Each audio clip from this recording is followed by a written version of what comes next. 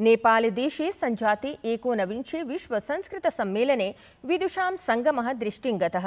तत्रैव संस्कृतजगतः प्रसिद्धायाः सम्भाषणसन्देश इत्याख्यायाः मासिकपत्रिकायाः सहसम्पादकः डॉक्टर सचिन कठाले वर्यः उपस्थितः आसीत्। अनेन महोदयेन सह संवादं कृतवान् अस्मदीयः वार्ताहरः डॉक्टर नारायणदत्तमिश्रः। अवलोकयन्तु।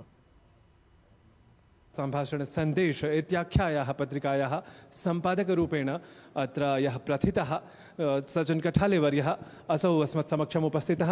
तेन सह तत्र संवादं विधाय जानीमः यत् संस्कृतसंसारे नावीन्यं किं स्यात्, इतोपि वैविध्यं किं स्यात् इति। नमो नमः महोदय। नमो नमः।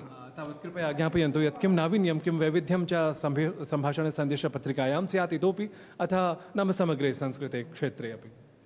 वयं तु तत्र सन्देशे पूर्वमपि वार्तावली तद्विषये सहृदयतया प्रकाशितवती एव। इदानीं तत्रत्याः कथाः काश्चन गृहीत्वा वयं संस्कृतस्य प्रथमं पॉडकास्टिंग आरब्धवन्तः स्मः। महान् सन्तोषः सः। तत्र सहस्राधिककथाः सन्देशे प्रकाशितपूर्वः, तासु प्रायः 500 कथाः गृहीत्वा वयं पॉडकास्टिंग आरब्धवन्तः। अत्यन्तं सन्तोषस्य विषयः। पॉडकास्टिंग करणसमये तत्र संस्कृतभाषा चेतव्या भवति। सा भाषा एव नासीत् अस्तित्वे, सा पर्यायः एव नासीत् अस्तित्वे।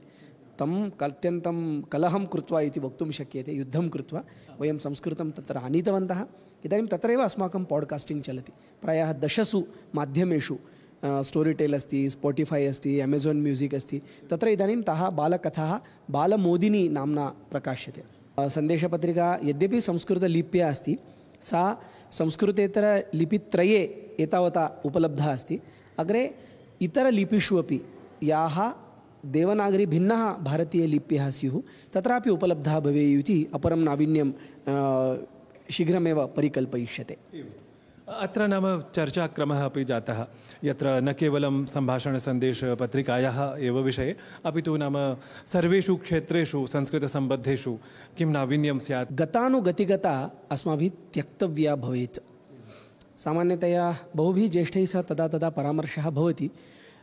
PhD विषयाः भवन्ति अद्यत्वे।